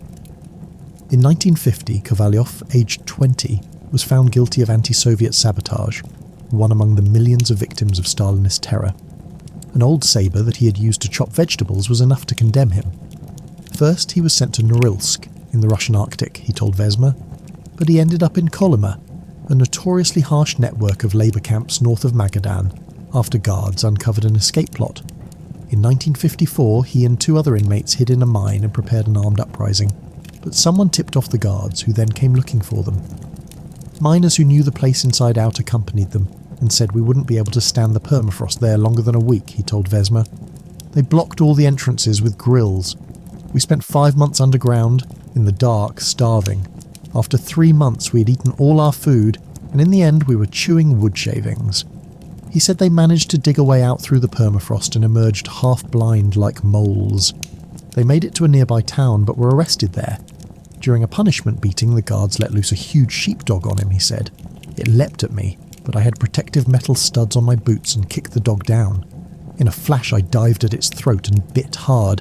I heard a crunch and the dog shuddered, then died. Millions died during Joseph Stalin's dictatorship, in deportations, famine, forced collectivization, executions and prison camps. The terror he unleashed involved massive purges of the Communist Party and state institutions. Kovalyov was released in 1957, when Stalin's successor Nikita Khrushchev declared an amnesty for Gulag prisoners in the post-Stalin thaw. He stayed in Magadan, where he worked as a heating engineer, and he took a Vesma reporter, Yevgeny Radchenko, on a tour of the grim prison, a ruin still reeking of cruelty. He died of a stroke in a Magadan hospital on Monday. According to Vesma, until his last breath, he never forgot what the Soviet Union did to millions of people who endured the camps, leaving their best years, their health and their lives there. He told the story of his trip back to Odessa region, where he met the people who had put him in prison. He did not forgive them. The cruelty and torment of camp life taught him to survive, but at the same time to stay human. Very few Kolyma prisoners from the Stalin period are still alive, a Russian historian told the BBC. Alyona Kozlova, chief archivist at the Memorial Documentation Center, said, "I know of 3 in Moscow, and it's possible that he was the last one in Magadan. But about 4 million ex-Soviet citizens are alive today who spent some time in Stalin's prisons," she said. The medievals consumed alcohol all the time, at every event, whether that was a wedding, a funeral, a business negotiation, or the completion of an apprenticeship. They really didn't need an excuse. They even drank at work all day, every day. Which begs the question, were the people who lived through the Middle Ages always drunk? It makes you wonder how they could work, fight their many wars, or even function properly when they were all constantly hammered. By the 14th century, brewing was a common occupation in towns and cities across England. Ale was sold out of houses and on the streets. On market day, alcohol could be bought at stalls in the marketplace, and there was even more brewing and drinking at fair time. The buying and consumption of alcohol was seen as a necessity rather than a luxury. Red wine for the wealthier people. There were inns.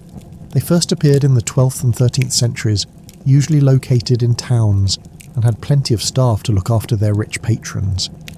Inside the inn, bids known as tapsters and chamberlains would see to the client's every need. Even the oser or groom was there to look after the guest's horse. In 1578, the York magistrates insisted that all innkeepers had to have at least 6, quote, comely and decent honest beds for guests. These people had money and came from the merchant or professional classes. In 1390, a man named John P.R. was in London on business from Oxford University. He stayed at an inn in St Benet's parish.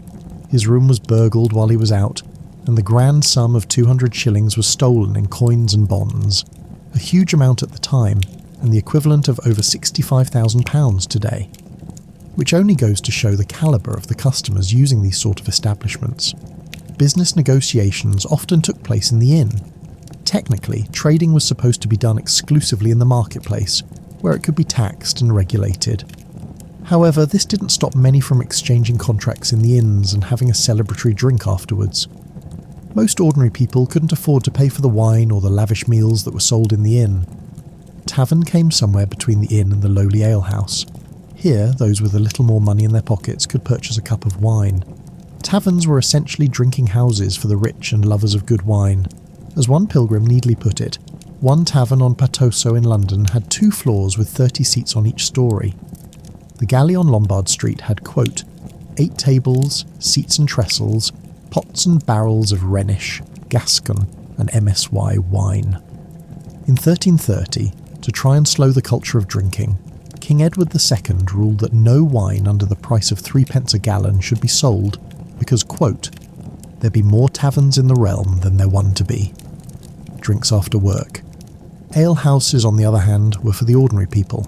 Dank, dark and smelling of stale ale, with rushes thrown across the floor, they were rowdy places full of laughter, tall tales and bawdy songs.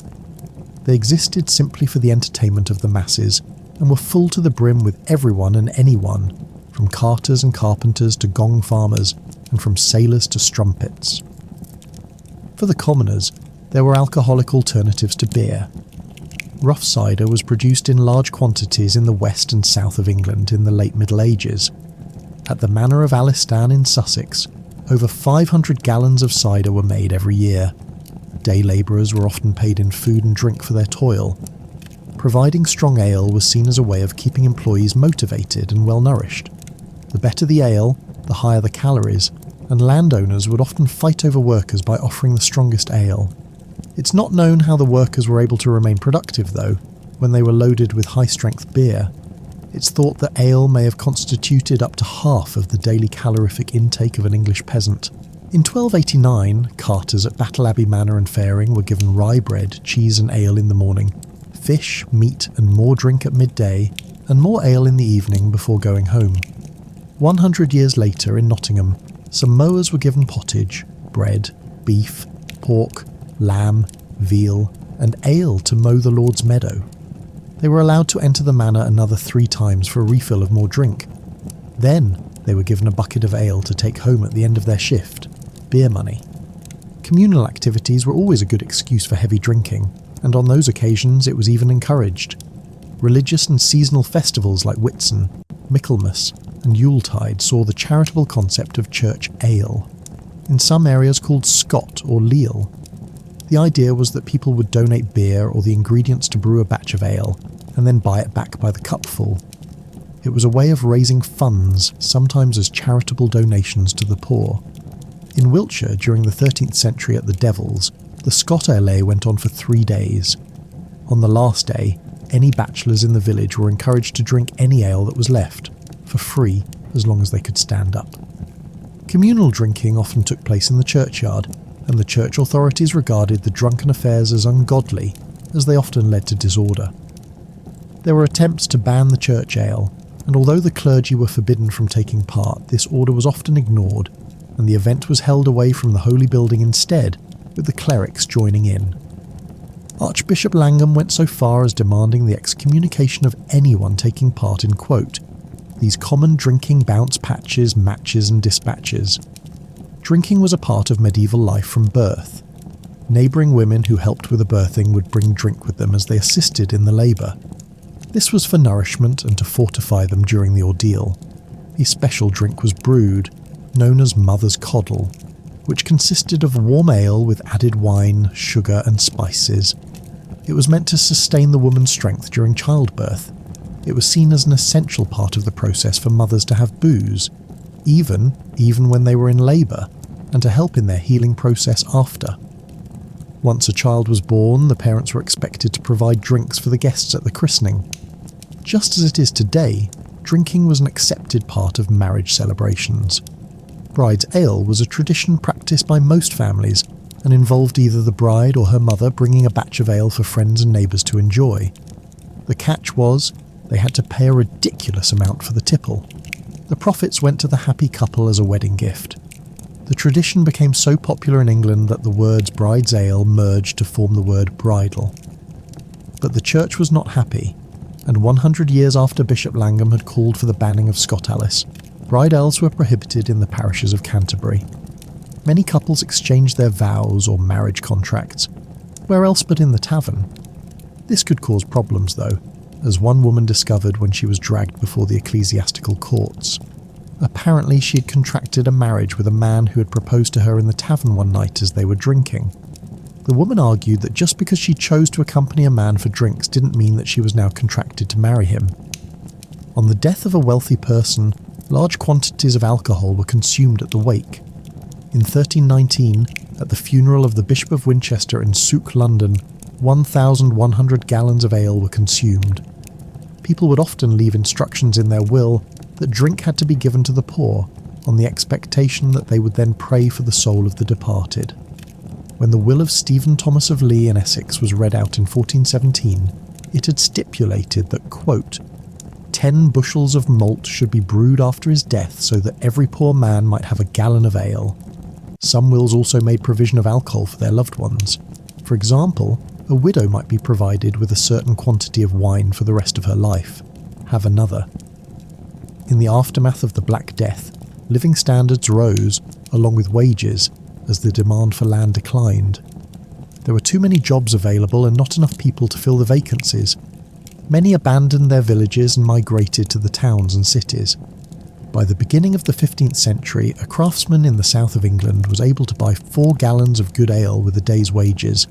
That's 3 times the amount he would have been able to purchase 100 years previously. The poorer villagers and townspeople, who probably drank buttermilk or water from wells and springs because they could not find the money for beer, were now able to afford it. And more people than ever were drinking alcohol. This caused Sir John Forkew to now remark that the English peasantry drank no water unless it be for devotion, the demon drink. Just as it does today, too much alcohol could lead to accidents, trouble, aggression, fights, and even murders. Many towns imposed a curfew on their citizens to prevent people from falling into rivers and getting into brawls. Making it home was no guarantee of safety either when someone was badly intoxicated, like one man from Oxford named John AOL, who was very drunk and died after dinner, sitting to eat with a knife in his hand, when he not only fell asleep but also fell on the knife and was wounded around the navel. Henry Doodley also died by falling on his knife when he was drunk and stumbled in his bedchamber. And there's a couple who appeared in the Oxford coroner's rolls, quote, in the 25th year of King Edward, Adam G. and Marjorie, his wife, had been at a tavern and were drunk beyond measure, went to bed, left the candle burning, and fell asleep. Marjorie was burned even to the belly and died the next day. Adam could not save her and scarce escaped, his hands and feet burnt to the bones. Or William, who was standing at the top of his London tenement stairs, drunk and naked one August night in 1336. Sadly, William, who was relieving himself, misjudged his footing and fell to the floor, where he perished. There is always the possibility that violence will occur when people consume too much alcohol, which is what happened to Arnold and John, who by all accounts were friends, or at least friendly. They sat together, consuming a tipple in a tavern known as the Moses in 1420. It wasn't long before resentment flared, and because of the alcohol, Arnold was more than a little rude about John's concubine. Affronted, John drew his dagger and attacked his companion, pinning him to the floor of the tavern. Then Arnold drew his knife and stabbed his friend, killing him. For the medievals, drink and drunkenness were a socially accepted part of life. After all, it wasn't called merry old England for nothing. Beer is one of humanity's oldest tipples, known in Mesopotamia and Egypt as early as 6000 BCE. Beer brewing probably arrived in Neolithic Europe by 5000 BCE and was brewed from barley on other grains on a pretty small domestic scale. Although wine was the more popular drink in much of the Roman Empire, Roman soldiers on Hadrian's Wall sustained themselves with cerveza, Celtic beer, which may have been known as curum to the Britons.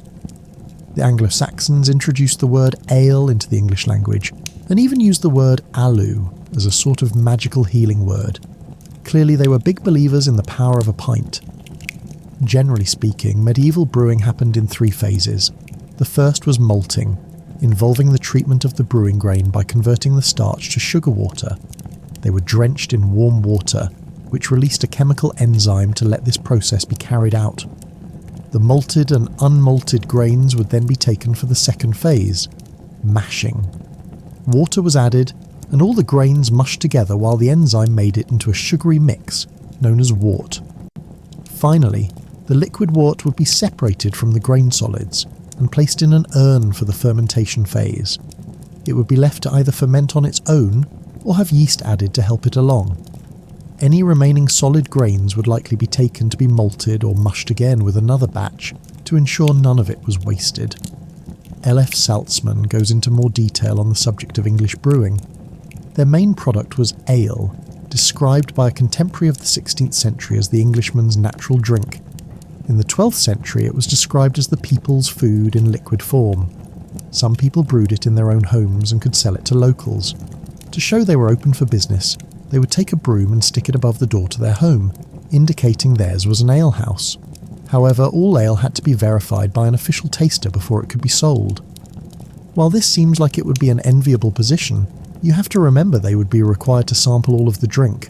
To give an idea of how much that would involve, Coventry in 1520 had 60 brewers for a population of 6,600. If it was good, then fantastic. If not, well, you'd certainly be the first to know. However, there were measures for the selling of bad drink. In Coventry, a man who made bad wine was forced to drink it and then had it emptied all over him. Hops were a part of the process that weren't introduced until much later, particularly where the English were concerned. According to Fiafelli, their earliest recorded use was in the 8th century. Initially, it was a practice that started in Germany, stemming from various hop gardens referenced there, and later spread throughout the rest of Europe. Not only did it alter the flavour to a more bitter taste compared to the sweeter tasting ale, but it also increased its longevity, meaning it could be stored and kept, as well as transported and traded. Before that, beer and ale had to be brewed and sold locally, due to its much smaller lifespan before it went flat and started to go off. It became a major part of trading for most northern European towns, and found its way overseas at the end of the 14th century to Britain. The English took a rather nationalistic stance on their drink. They were reluctant to adopt hops into their brewing practices, and beer was regarded as something to be kept to foreigners. One contemporary dismissed it since it doth make a man fat and doth inflate the belly, citing the physique of the Dutch as an example of this. In 1531, the royal brewer was forbidden from using hops in their brewing. Even so, an Act of Parliament permitted foreigners to continue their trade in England, mainly because most native-born English folk didn't want to drink their beer anyway, and they still had a market from overseas travellers. However, as the 14th century went on, hops brewing became more popular when the longevity of hop-brewed beer became apparent and more money was being made. This was especially true in places like Sussex, where large numbers of hops began to be imported. Eventually, in 1577, a contemporary spoke of the old ale as thick and foulsome, cementing that beer had supplanted it, but Gita Camp details more about brewing in medieval England and beyond. It may come as surprising to learn that one of the main sources of beer brewing in England was monasteries. They were the closest to brewing ale on what could be considered a commercial scale, brewing it for their brothers and for pilgrims. A monastery of St Gall in Switzerland has surviving architectural plans which reveal the scale of one such operation. A malt house, a kiln, mill room, 3 breweries and storage cellars brewing 3 different kinds of beer. One for monks, one for lay brothers, and one for pilgrims. The monks themselves drank their own product a lot since ale was a liquid. Therefore, like water, it wasn't considered breaking their fast like food was. It was used as a dietary supplement, along with being drunken for spiritual and medicinal purposes, regarded as a ubiquitous social lubricant. Venerable Bede even makes note of how monks were given to excessive drinking, and how they cast off Christ by giving themselves over to drunkenness. In addition, the English clergy had a reputation in Europe for behaving in a manner very similar to football hooligans. Many monasteries actually became famous for the brews they made, and would be given a good income from those who came to sample them. As beer brewing became more commercialised, this influence declined. A big reason was because local ruling authorities favoured these commercial breweries over monasteries for taxation purposes, and it helped make up the windfall from lost taxes by the monastic groups. Tax was part of the reason why hops took a little while to take off. Before hops were introduced, all beer and ale had to be brewed with a substance called gruit, and it was forbidden to brew without it. The local ruler would tax the brewer on the amount of gruit they used in their brewing, which was used to flavour the drink. Hops brewing was prohibited for a long time, partially because these rulers didn't want to lose this valuable income. As hops became more popular, lords and ladies were able to start levying taxes for commercial brewers, since it was in their best interest to have a steady supply of alcohol, as it was integral to the social order. By about 1600, beer brewing was one of the leading trades in towns and cities. As always seems to be the case, London represented the main bulk of the trade, though traditional brewing could be found in small local settlements. So, that's a little bit of our coverage on the considered highlights of brewing in the medieval period. While drinking in the pub is an activity that has certainly been disrupted by recent events, it can definitely be said that the making and drinking of alcohol is a long-established human practice that will continue for many years to come. Cheers. Edward II was one of the kings most intimately acquainted with Newcastle Castle, spending a lot of time here during his reign, whether he was fighting against the Scots or his own barons. He must also be one of the most frequently discussed and least understood of all medieval kings. Perhaps this has something to do with the failures of his reign. After all, successful kings tend to get a bland heroic portrayal, or at the very least a suitably potent villainous role.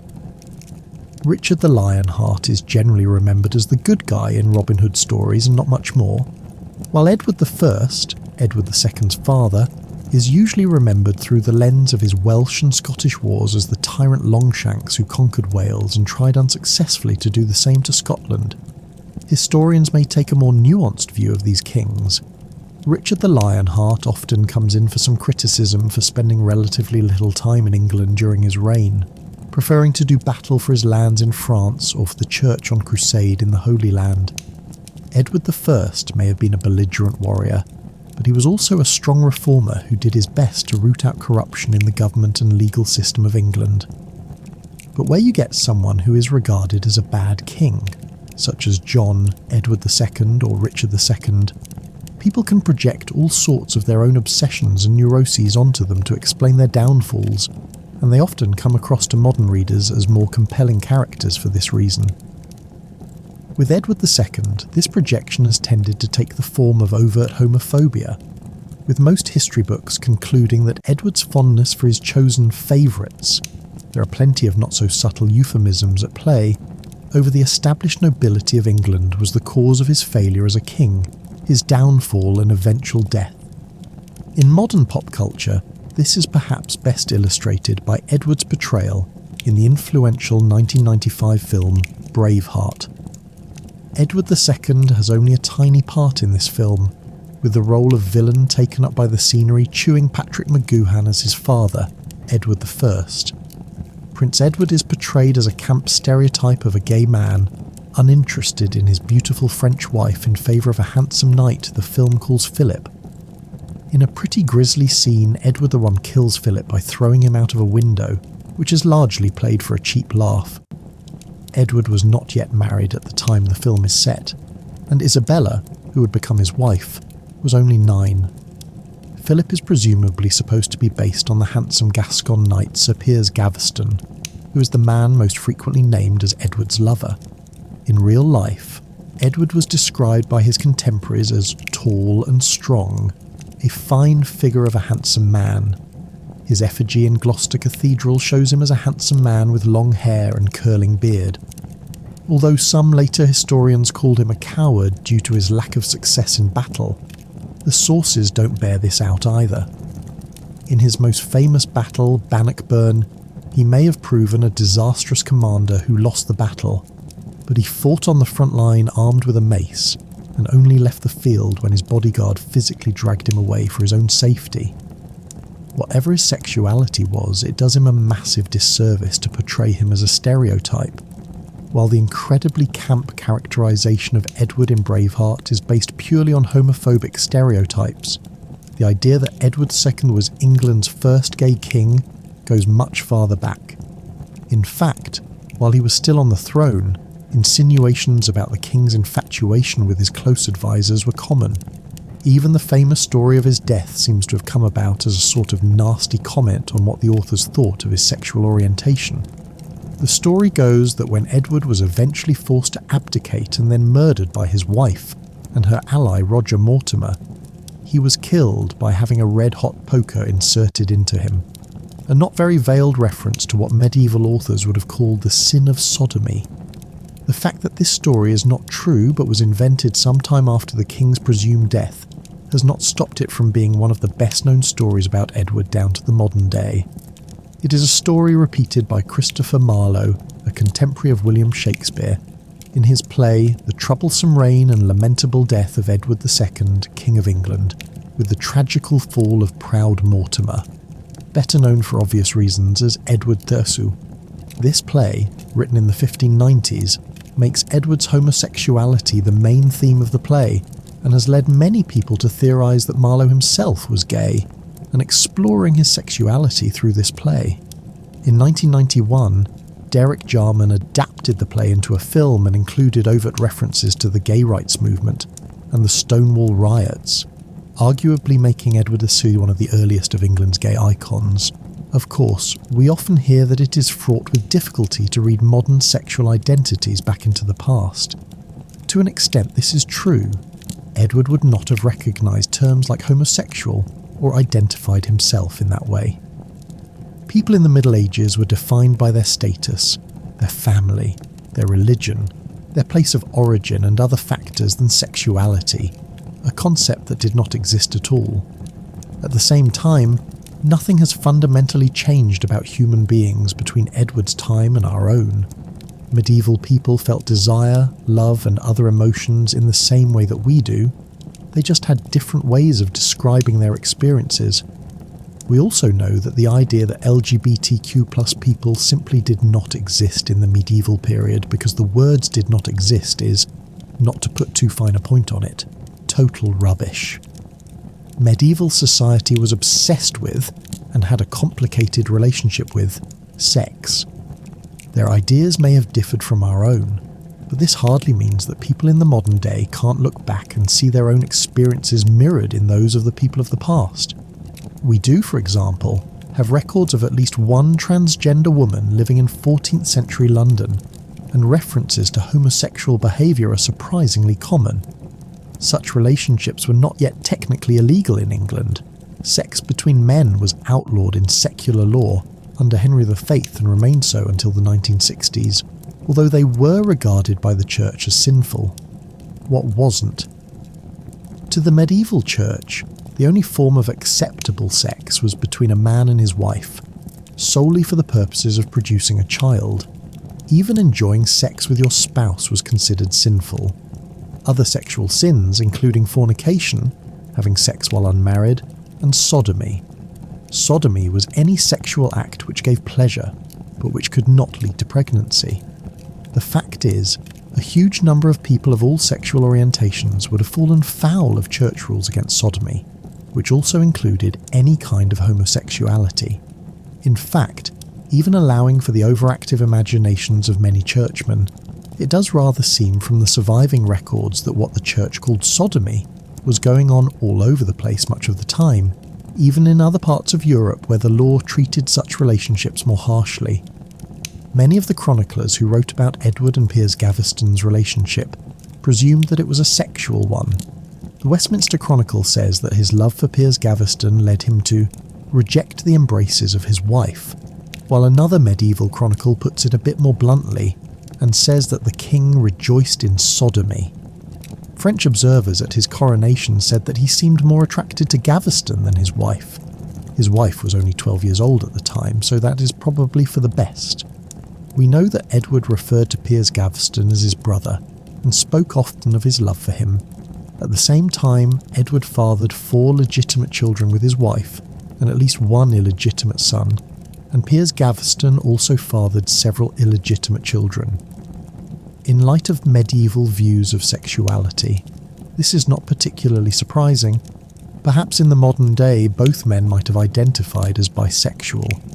In the end, though, it's difficult to disentangle the real relationship between Edward II and Piers Gaveston, and indeed later between the king and Hugh Despencer, another royal favourite, from the accusations and judgment of their peers and later historians.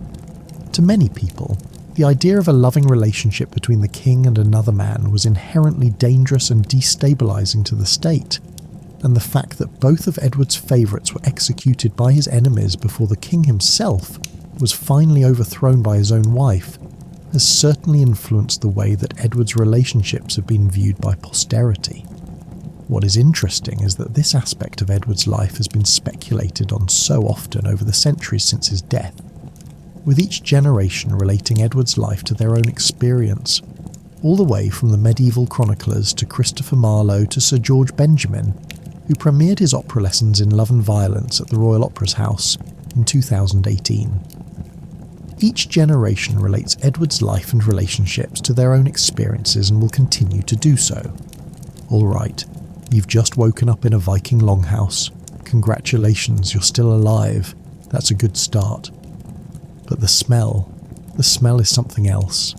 Think of a mix of unwashed bodies, sweat, livestock, and the constant burning of wood in the hearth. It's like someone dropped an entire barn in your living room and said, "This is your home now." You sleep on a bed that's really just a pile of straw with some blankets thrown over it, and half of that straw is crawling with lice. Not exactly the luxurious Viking bedding you may have imagined. The worst part? You share this bed with your family, your livestock, and the occasional rat. So, privacy? Yeah, that's a myth. Now the good news is you're alive. The bad news? It's freezing cold. Your wooden hut might have a roof, but it's full of holes, and those gaps, they're for ventilation and letting the rain in. So you wake up, your back sore from the hard bed, your legs stiff, and if you try to stretch, it feels like your body is made of ancient oak. You roll out of bed after not being able to rot a few more minutes in bed while scrolling through TikTok. You stagger to your feet and immediately step into something wet. It's not rain, it's not water, it's the mix of animal waste, old food, and whatever else might be in the mud floor. Don't look too closely. Seriously, don't. And, oh yeah, breakfast. What's for breakfast in Viking times? Well, no eggs, no crumble cookies, and definitely no Starbucks coffee.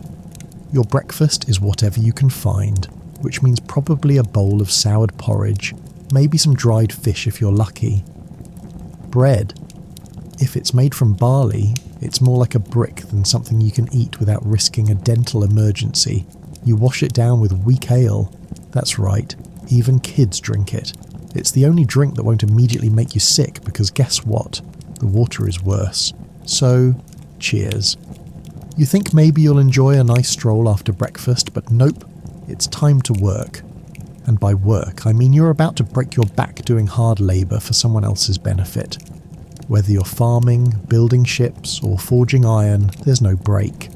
You wake up at sunrise and you work until the sun sets.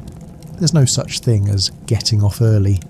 If you're lucky, you might get Sundays off, but not if there's raiding to do or if the crops need tending. And the weather? Oh, don't get me started on that. In the winter, your house is colder than the icy fjords outside. No insulation, no central heating. Just a fire you're constantly feeding with logs that cost more than your entire wardrobe. Summer isn't much better. You're roasting in your wool tunic while mosquitoes feast on your skin. The smell of sweat and smoke follows you around like a cursed cloud. But hey, it's not all bad. You could be out in the wilds with nothing but your axe, getting ready to raid a village, or maybe you're sitting in a smoky hall telling stories with the other warriors, drinking more weak ale and dreaming of the afterlife. If you're lucky, that might even be the highlight of your day. And just in case you thought hygiene was something the Vikings excelled at, think again. Bathing wasn't a daily thing. You'd get washed, if at all, by dipping yourself in a freezing cold river or using a bucket of water you had to fetch yourself. That's right, you've got no shower, no hot water, and definitely no soap. Don't even think about deodorant. If you were lucky, you might find some herbs to rub on yourself, but most days, you're just hoping you don't smell like death when you sit next to your comrades. But hey, at least you're a Viking, right?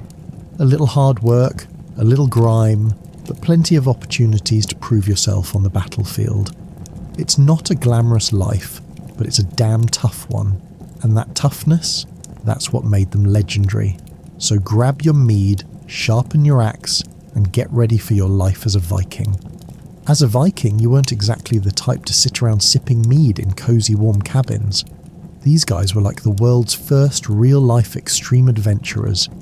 They didn't have Instagram to post their conquests, but if they did, it'd be full of violent raids, messy battles, and probably a few too many selfies holding up heads on pikes.